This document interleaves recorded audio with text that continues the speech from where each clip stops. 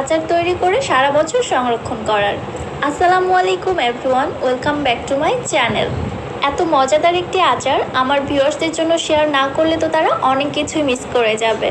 আর আচারটা একবার বানিয়ে 1 বছর পর্যন্ত কিভাবে সংরক্ষণ করে রেখে দিতে পারবেন সেই পদ্ধতিটিও দেখিয়ে দিব।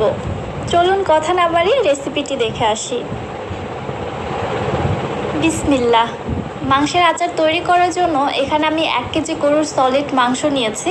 আর মাংসের পিসগুলো কিন্তু এরকম ছোট ছোট টুকরো করে কেটে নিয়েছি। অবশ্যই এখানে হাড় চর্বি ছাড়া শুধু সলিড মাংসটাই ব্যবহার করতে হবে।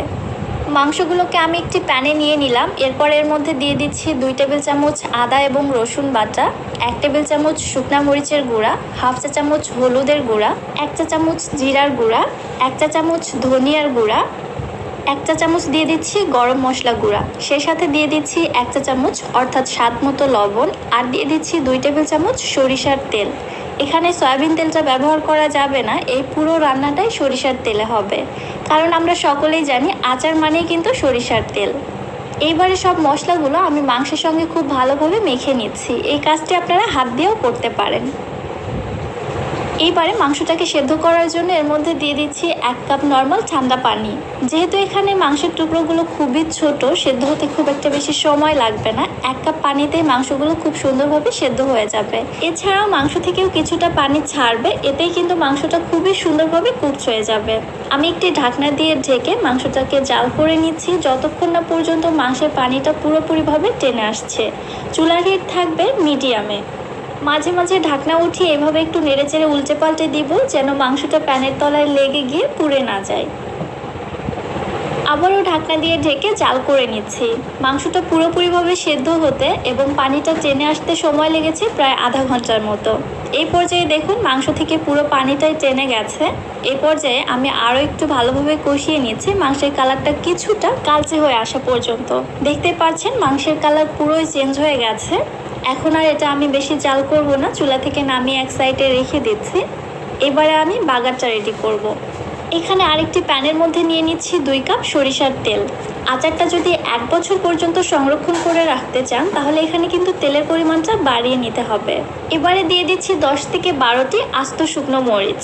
এই শুকনো মরিচের ফ্লেভারটা আচারের মধ্যে খুবই ভালো যায়, আর আচারটা কিন্তু ঝালও হবে না। শুকনো মরিচটা খেতে অনেক বেশি মজা লাগে, এজন্য আমি বেশি করে দিয়েছি। সাথে দিয়ে দিচ্ছি 3টি কালো এলাচ, 8টি সবুজ এলাচ, 4 টুকরো দারুচিনি, আর দিয়ে দিচ্ছি 3টি তেজপাতা।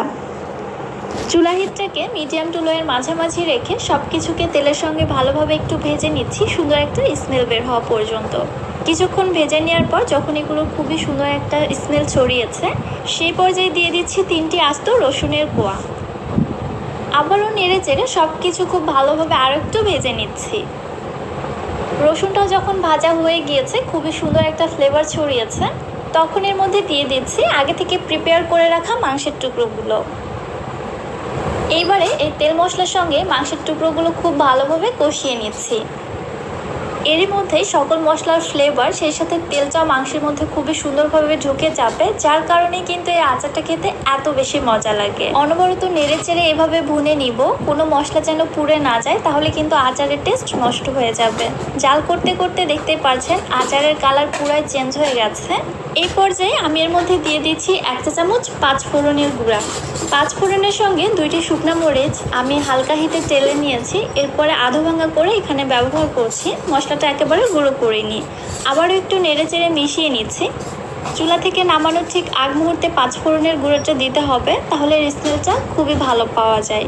সব কিছু ভালোভাবে মিশিয়ে নিলাম, ব্যাস আমার আচার কিন্তু রেডি।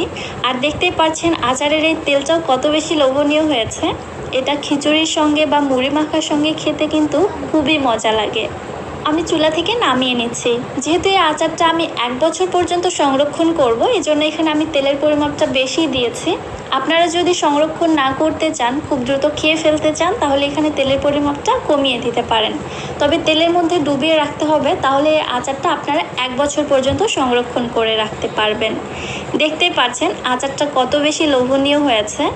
মাংসের এই আচারটা একদম অন্য লেভেলের একটি টেস্ট দেয়। আপনারা যদি একবার খান তাহলে তো কোরবানির ঈদ আসলে আপনারা এই আচার বানানো কোনোভাবেই মিস করবেন না।